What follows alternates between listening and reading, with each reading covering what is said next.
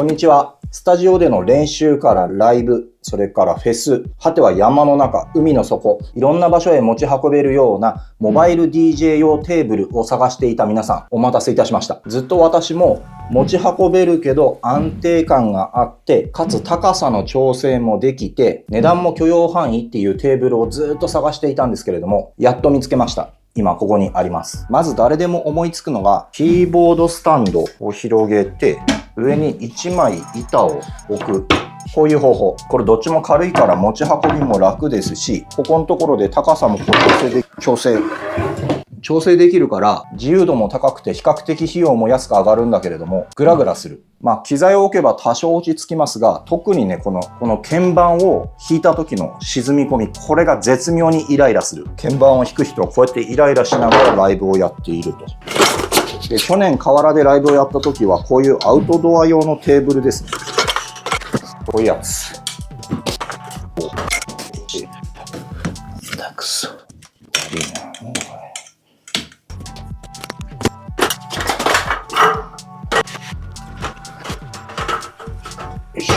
こういうアウトドア用のテーブルでライブやったんだけれども、ご覧の通り組み立てがちょっと大変だし、高さがね、低いんですよ。70センチ弱だね。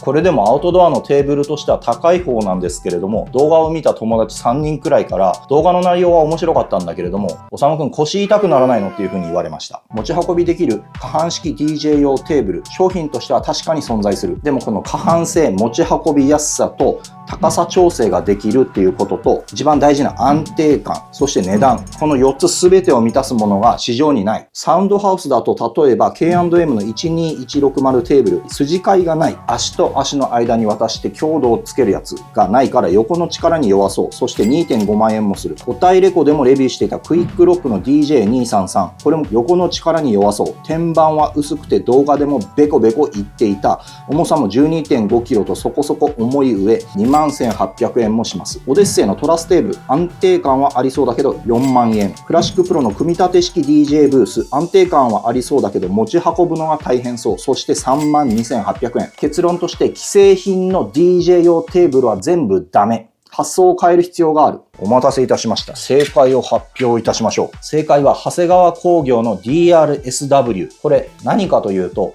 足場台です。現場では立ち馬と呼ばれたりもします。これに乗ってですね、車のルーフを掃除したり、壁の塗装をしたりするわけです。ヒントになったのは、奥さんと前にドローン教室に体験入学したんですけれども、そこでまさにこういう足場台をドローンのコントローラー置き場として使っていた。もう僕はこれだって思って徹底的に調べました。調べると、アウトドアでキャンプのテーブルとして足場台を使うというのは普通にやられていて、長谷川からもアウトドアメーカーとのコラボ製品も出ていました。でこれは DRSW1000Cという、この幅が1メートルで奥行きが42センチメートルのタイプです。値段は Amazon で13,000円くらい。さっき紹介したどの製品よりも安いです。足場台なら何でもいいわけじゃない。サイズとか使い勝手とかいろいろ考慮した上で、ベストな選択肢が長谷川の DRSW です。ここからはどうしてこの足場台がベストな DJ 用テーブルなのか。DRSW が完璧な理由その1、安定性。これはそもそも足場台です。人が上に乗るために作られたものです。つまり他のいかなるキーボードスタンド、DJ 用テーブルよりも安定性がすごい。考えてみてください。車のルーフを掃除するときにこれを使っていてグラグラしたり倒れたりしたら車が傷ついてしまいます。つまり用途的にぐらつくわけがないんです。でポイントはですね、この左右に広がった足。これによって真ん中になんかモーメント的なものが働いてぐらつきが完璧に抑えられている。見てください。何も乗せてないのにほら、機材を乗せてみますか。適当に乗せてみました。全然揺れない。全然揺れない。結構力入れてるけど全然揺れない。そりゃそうですよ。人間が乗るために作られてんだもん。これが力学の力なんです。ありがとう地球。ありがとう重力。ありがとうニュートン先生。ここになんかダサいシールがあるので剥がしちゃいますね。綺麗に剥がれるかな。あ、怖い。大丈夫か。まあいいか。ここら辺も剥がしておきましょうね。DRSW が完璧な理由その2。軽い。重さ 7.9kg です。正直びっくりするほど軽いわけではないが、意外かもしれないけれども、さっき挙げたクイックロックの DJ233、これが 12.5kg なので、それより軽いです。軽さの理由はやっぱりこの一般的な脚立と同じアルミだからだと思います。ありがとうアルミニウム、ありがとうボーキサイト。DRSW が完璧な理由その3、高さ調整が可能だけじゃない。この足がですね、この辺に、そうそう、ここのところに赤いの見えますかね。これをつまむと、こういう風に長さが変えられます。調整幅は65センチから96センチ。これさっきのクイックロックの DJ233 とほぼ同じです。しかも DJ233 は脚部についている穴で64センチ、75センチ、86センチ、97センチの4つから選ぶだけなんですけれども、この DRSW はなんと6ミリピッチでリニアに長さをこういう風に変えられます。でさらに4脚それぞれで長さを変えられるので、オフィシャルの製品画像もそうなっているんだけれども、床面が水平じゃなくてもここを水平に保つことができる。この前僕は河原の砂利の上で机をセットアップしましたが、そういう場所に置いても臨機応変に水平面を作ることができるわけです。でこの足の動きもすごくスムーズで、今使ってるカメラの三脚よりもよっぽど動きがいいです。本当に素晴らしい。DRSW が完璧な理由その4、天板のサイズ。他にもアルインコ、トラスト、ピカコーポレーションからも足場台という製品は売られているんだが、基本的にはどれも天板の奥行きが30センチです。アルインコの幅広タイプでも40センチ。この DRSW は42センチと一番幅広です。ちなみに DRSW の W はワイドの意味。どうせあんたこういうちっちゃいブラックボックスとかしか使わないくせに42センチも奥行きが必要なのかと思ったそこのあなた。ここで思い出してほしい。パイオニアの CDJ の奥行きは何センチでしょう？そうだね。だいたい40センチだね。つまりアルインコの40センチでもちょっとギリギリで不安。ちなみに CDJ も機種によっては奥行きが41センチのものがあります。で、この DRSW は奥行きが42センチ。この2センチが機材業界においては天と地ほどの差があると言っても過言ではない。別にアルインコをディスってるわけじゃない。足場台を DJ 用テーブルにするという僕の発想がクレイジーなだけ。で、幅がちょうど1メートル。これがですね、すごくちょうどいいんですよ。見てください。サーキットリズム、ブルーボックス、インテックのコントローラー、ブラックボックス、ノベーションのミディ鍵盤。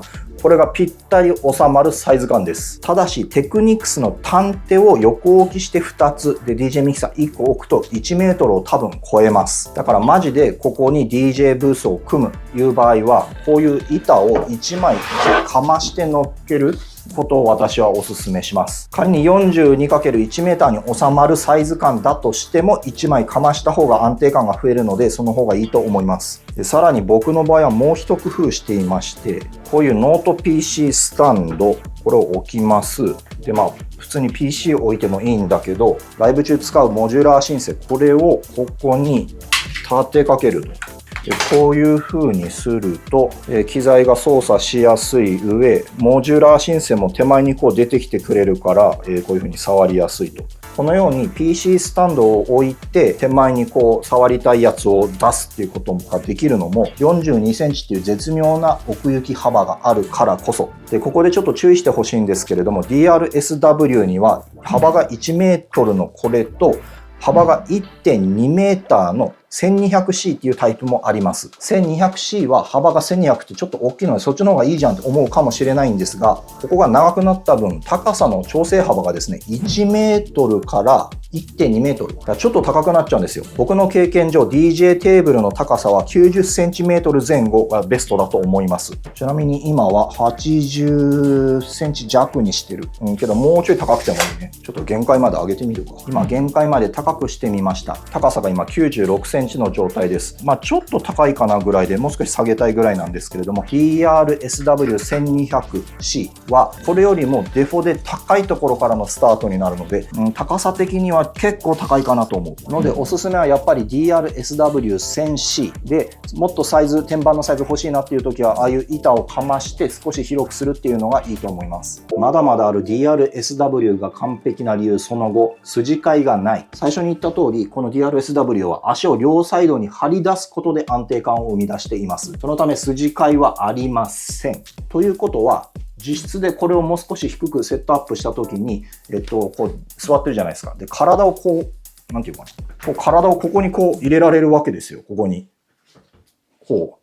こう入れられるわけですよ。だから本当にテーブルみたいに使うことができると。特にさっきの X 字のキーボードスタンドっていうのは実質にセットすると、こう椅子でこうやってやろうとするじゃないですか。X 字のとこが膝にバコーンって当たってイライラするんですよ。っていうのもあるんだけど、それだけじゃない。こいつは足場台なので、横のところがはしご状になっているということは、こういうやつをですよ。こうやって、長さ足りない。長さが足りない。もう一段作ることができるんです。ホームセンターで板っぺらを買ってきました。これは扱いやすい霧の板ですね。これを、こう来て、ほら、ぴったりこれ。ただこれ、押すと、スコーンって落ちちゃうので、落ちないように、